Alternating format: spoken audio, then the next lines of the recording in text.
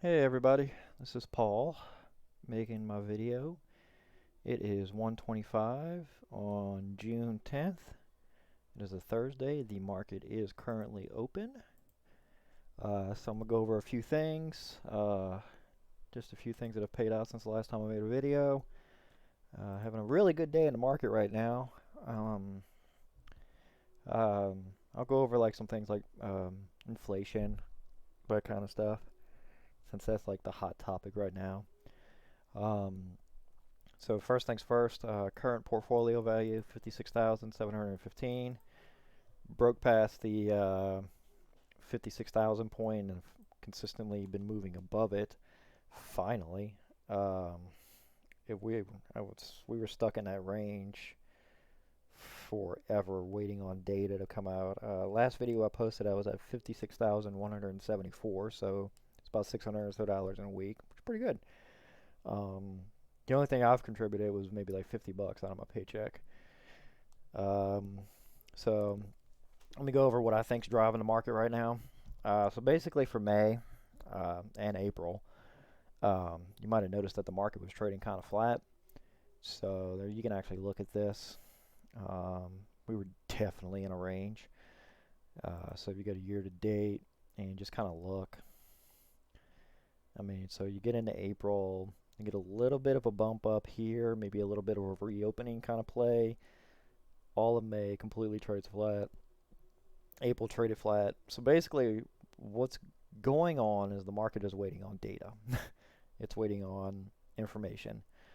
Um, so the reopening trade should be good, right? Like, these companies are reopening. Um, they can reopen their companies, right? And you can have profits and everything's good, right? So that means that the Nasdaq's not going to perform as well because you think, money's going to flow out of the Nasdaq because people don't need as much technology because a lot of companies are returning to the office. Also, the economy is going from basically 0 to 100 in under 4 months. So the entire service sector of the entire country, which was I think 70% or some insane number of our like what we do, because we're not a manufacturing company. We haven't been since the 80s or 90s or something like that. But majority of what we do is services. So taking a taking a housing market that never shut down. So you had the housing market that was still doing its thing and it actually ramped up a lot as people moved out of cities into the suburbs because they were stuck in their apartments. But you also have an entire services sector that is literally going from like basically completely closed and firing millions of people to all of a sudden wanting to hire millions of people and also completely reopening all at the same time. While all of this is going on, plus while we're opening and shipping vaccines around the world, everybody else around the world is also starting to reopen. So you have like Europe, mainland Europe, starting to reopen as they got because they have local vaccines. Um, China's doing something. They have an outbreak right now, but India's kind of still a little bit really slow right now because they have just a tremendous amount of deaths still. And then you have the UK, South America. Some of the countries down there are reopening. I think you still have Brazil having some issues, but we have a lot of vaccines just going out. But basically, the entire world is opening all at once. So anything that resembles data has been really, really confusing. The problem is like I've pointed out in previous videos, is if you go to the commodity section of this little CNBC pages, just a little quick thing, you can kind of see what's going on. So the narrative or what's going on is basically the Federal Reserve has said that inflation is going to go up as demand all comes online at once. This is the Federal Reserve's narrative. Entire world reopens, demand spikes, and then falls off. So wheat, copper, you got it. It all goes up at once, and then it comes back down. That's the word transitory. That's the whole point of transitory. So it spikes in the first and second and maybe third quarter, and then starts to fall off in the fourth, and then further on. If you listen to, say, the Bitcoin guys, bears, the guys that are just like bearish on the market, they think inflation is just going to go, go, go, go, go, go. I'm starting to lean towards kind of a partial reflation type thing. So if you go to homedepot.com, you type in Home Depot here. You type in, this is my favorite thing, I've done this before on previous videos. You type in 2x4, you go to pressure treated. And this is for my local area. $8.98. This was $7.77 before. Just I believe last month. So Home Depot is being forced to pass on cost of this wood right here, of this lumber that has gone up. Now, it's starting to go down. So for example, if you click on wheat, for example, trading halted, God knows why. So if you go here, you see it was whatever, it's been like this for years, and you have these little momentary spikes or whatever, as maybe you might get a drought or something, but then you get something like this. This is where everybody was freaking out. And then right around the middle of May, or the beginning of May, it dumped off. And then I assume corn's like this. You can check a few of these charts. Kind of the same thing. Literally, right around the jobs report. So the theory is in April, when everybody was talking originally, it was supposed to be, you're supposed to get 1 million jobs per month. That was the narrative that was out there. So you get 1 million jobs per month, the economy just completely snaps back, and everything's great. Well, it's not snapping back as quick as they thought. And I'm sure if you go through pretty much anything, probably sugar too, if you can click on a few things and kind of see, somewhere in there for the loads, somewhere in here, I don't know, sugar's just kind of doing its own thing. It's probably because Florida never really closed down, so their supply has been pretty much constant. But I'm sure there's a few more I can click on that you would see. I think, where's copper at? Copper might have a good example in here. Kind of the same thing. So the narrative is that you're supposed to get 1 million jobs per month. Everything was going to accelerate at a super fast pace, and then, we were going to get inflation. Well, it's not exactly working out like that. So what's going on right now is the economy's reopening. Businesses are hiring, but they're not hiring at this, they're trying to hire, they're trying to get people back in, but now people have negotiating power. Because you have so large amount of demand for employees, you only have a limited pool of employees, because a lot of boomers have actually dropped out of the workforce. So what's going on is, I believe it's transitory. And the reason why I believe that the inflation is going to end up being transitory is kind of what you're seeing. So basically, we threw $7 trillion at this, but $7 trillion didn't all go into the economy. If you look at it, some of it went to states, maybe about $1 trillion of it went to like people, through loans and whatever. Some people saved it. There's a lot of money sitting in savings right now, a very, very large amount of money sitting in savings that banks actually want you to spend. So if you want to know kind of where the source of this data is, just go to BLS, these guys, BLS_gov. And this is the report that came out today that a lot of people were waiting on. So, let me see if I can find the actual, this is it right here. So this is what you have to learn how to read. And it's very, very easy to read. You literally just find whatever you're looking for, and it shows you each month how it changes around, okay? So if you go to food, okay, for example, it's up 0.4. Overall, it's 0.6. So if you scroll around and you try and figure out where is the stuff that's really driving up this report, because you get this headline number that's really big, and you're like, oh my God, 5% inflation, this is horrible. But if you start looking around the report and reading through it, you realize the inflation is in stuff that's reopening. So 10% on used cars. I can already probably guess that this is due to when they sent out the stimulus checks. The stimulus checks were probably about the cost of a car. So I have a feeling this is kind of like in 2008 where they did the, cars for junkers kind of thing, where you could trade in your car, a junk car and get a new one or whatever, and the government would give you a subsidy. I have a feeling that's what a lot of people use their stuff on. So if you look at like ham, for example, that's up. But then right below it is pork chops. So it is going up. So there's no real negatives in here. There's a few negatives. So like in fish is negative. So fish is actually cheaper. So you kind of scroll down, you get these little 0.7s, minus, it's a lot of the things that you would think restaurants would be just like grabbing up right now.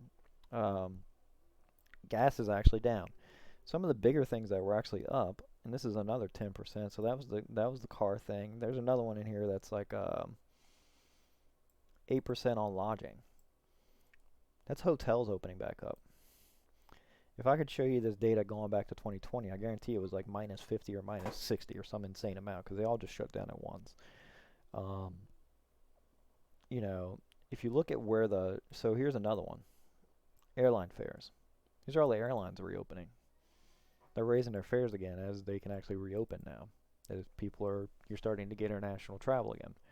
So I'm starting to believe that this, and I'll kind of watch this because I believe that this part right here will probably end up cause a slowdown in the construction sector. So like if you own construction stocks, they might start to get hit as they have to pass these costs on because this is going up tremendously. So you might get inflation hitting certain parts of the economy, but I don't think it's going to hit the entire economy because I'm starting to believe the transitory is affecting certain parts. Um, Certain parts we can deal with quickly, certain parts we can't deal with quickly. So you have to kind of like be, I don't know if the word position, because when you hear people talk about inflation, they're using it as a broad term as if it applies to everything. But as you can see on the report, this is the report directly from BLS. The inflation's only hitting in certain areas. So like postage and delivery, it's you can read this yourself, but you have to kind of look around this report and kind of see where the inflation's actually coming from. And the inflation is coming from areas that are reopening, hotels, airlines, cars and trucks kind of thing. As people are they're literally using their stimulus checks, it looks like, just to buy used cars, because the amount of the stimulus check you got pretty much was the cost of a new used car if you think about it. So everybody's fighting over used cars right now. So I find that very interesting. The the inflation thing is going to be with us for a while. You're going to have a lot of people that are 100% convinced that inflation is going to kill the economy. You have some other people that are convinced that it's transitory. I'm starting to believe it's transitory and that the Federal Reserve is not going to magically just all of a sudden hike rates all of a sudden. For the Federal Reserve to respond to this, say if the Federal Reserve was actually like, okay, we need to respond to this. Well, what would they need to do? Okay. Here's everything the Federal Reserve would have to do that would cause the market to actually implode. And they're never going to do this. So the first thing the Federal Reserve would have to do is they are suppressing the rates across all of this. Okay, so they're basically buying $120 billion worth of government debt, mortgage bonds. That's why mortgages are going through the roof. Because as soon as somebody like BlackRock buys it, they can go to the Fed.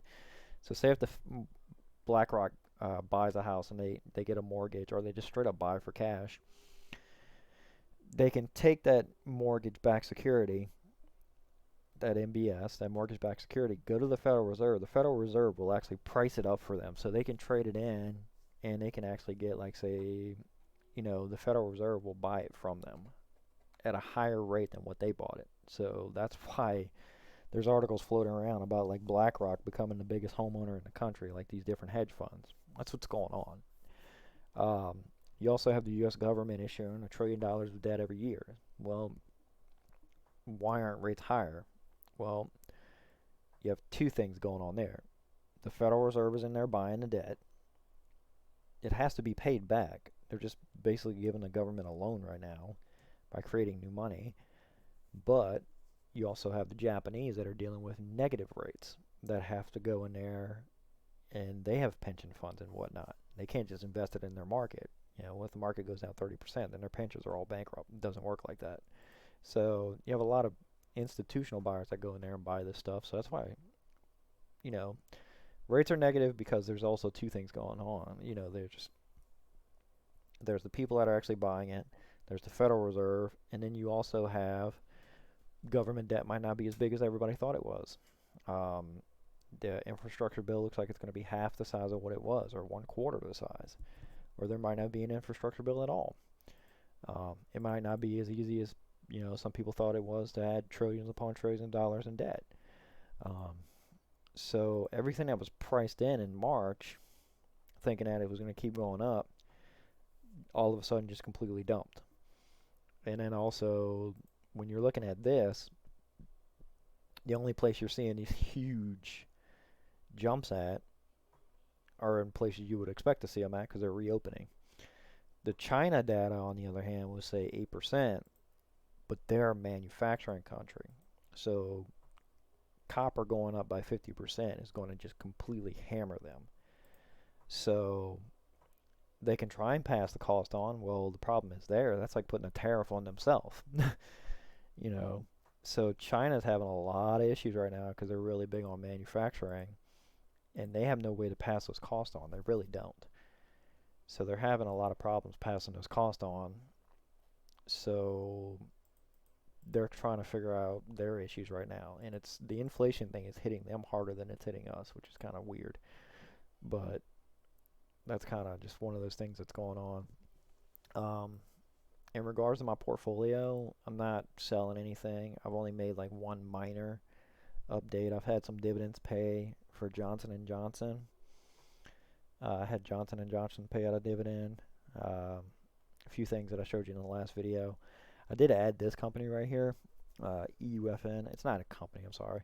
It's a mutual fund. It's not a mutual fund. I forgot what it's called, but it's an iShares. It's basically, sorry, it's an ETF. That's the best way to put it.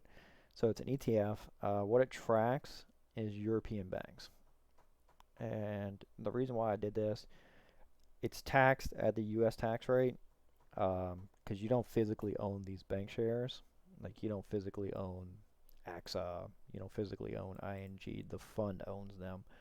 And then you pay.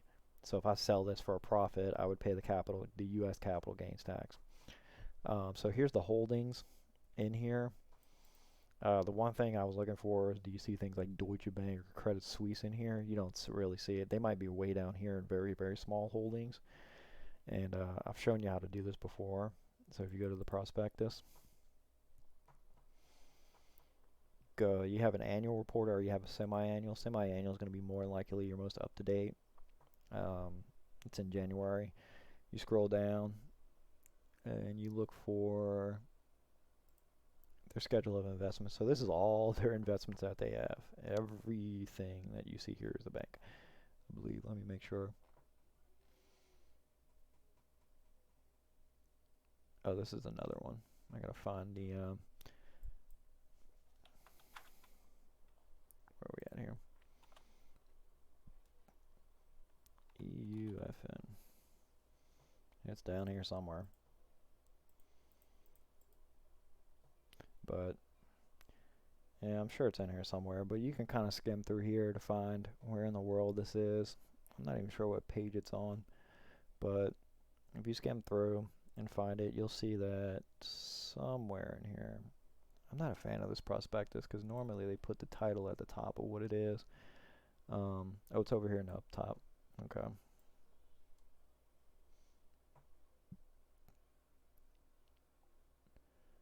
And this is a fund. It's in here somewhere. But basically it'll show you which banks specifically they own shares in. I'm sure it's one. If you get a general idea of how many they buy. Almost there.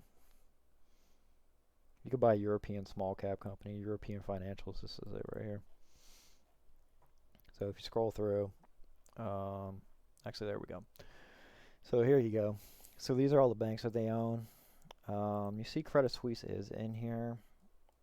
They own 1.6 million shares. I don't see Deutsche, but these are the countries and these are the different bank shares that they own. But if you need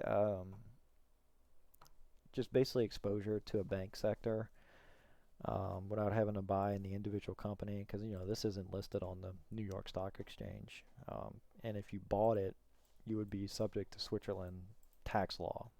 You would have to go through their exchanges and whatnot and have fun doing that. But this is a fund that I've used before, and it basically pays twice a year. It gives you exposure to Europe. It also gives you an easy way out if it starts to collapse or something like that. It pays out twice a year. It pays in June right here. I believe it's the ex-dividend date. And then it pays right here. So I believe it's, go back over here. So dividend payable date is shortly after the ex-dividend date.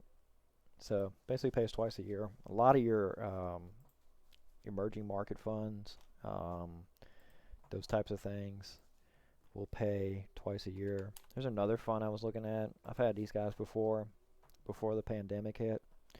I wouldn't mind getting back into them. This is another one. And it's basically a portfolio of Japanese companies, so you don't have to own the physical company like Nintendo or whatever. Pays twice a year, gives you international exposure. This is one way to just get exposure outside of the United States if you think the United States is too expensive. Dividend yield is not the most amazing thing, but it gives you international exposure. So what happens is if you get, if you get a lot of people that think the U.S. market is just going to completely fall apart, no, my God, it's all going to end.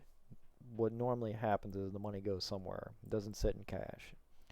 And it's not going to bonds because bonds aren't paying anything. So even this little 1% that this stuff pays is still higher than, something like, a bond that's paying like a U.S. bond that's paying whatever, wherever it's at here, 0.005%. Nobody's going into that except for the Federal Reserve.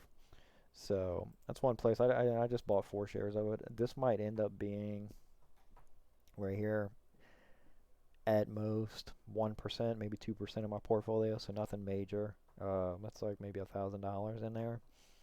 But pays out twice a year, gives me international exposure, and I'll probably add that Japan fund on there. There's another one if you want to add it too. EWI gives you access to, or there's an India one too. I forgot what it's called. But if you look at it, there's Canada if you want access to Canada. These are Canadian companies. So if you click on it and go over here, if you're trying to figure out how to invest in another country, this is how you do it. Or you get a broker that lets you trade international, but then you would be subject to Canadian tax laws on dividends and then also capital gains taxes. So if you look at this here, these are all Canadian companies. So the fund, iShares, owns this. They're responsible for the taxes, not you.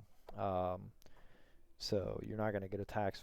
You shouldn't get a tax bill. I've never gotten a tax bill when I've owned these before. I never got a tax bill from Japan because I owned EWJ before in the past. So there's a few of these. I believe EWB is one. Or no, there's one for maybe you or something like. Oh, there it is, United Kingdom. But EWU is ones I've owned before, and these are just ways just to get access to countries that have democracies. They're fairly priced, and if you notice the trend along most of these, is they're all semi-annual. So it gets you exposure. This one's actually really nice. So it's 2%, 2.41%. It gives you access to a different country. They invest pretty well. And if you notice right here, if you bought it right there, it was at 24. And as these countries recover, you would expect. So there is an India one. I can't remember what the India one is called, but there's a Netherlands one. But they have a bunch of these, and it's just ways of getting access to these different countries without actually having to go through their exchanges and then deal with all the different tax bills and international tax bills and stuff like that. So that's just one thing I added. I'm gonna add EWJ at some point, probably pretty soon, just to have access to Japan, because right now they're in like a lockdown. They're kind of having issues. So as they come out of the pandemic, I would expect EWJ to actually go up. So that's one thing too to look at. And then also as it stands right now, to give a look at my current estimates for my portfolio, currently sitting at 2432. My biggest month is 214 per month, which is pretty nice. Next dividend it's about to pay out is IBM. I've been debating if I want to get rid of IBM. It'll be 1 year since I've owned them on July 20th. I did get rid of Travelers.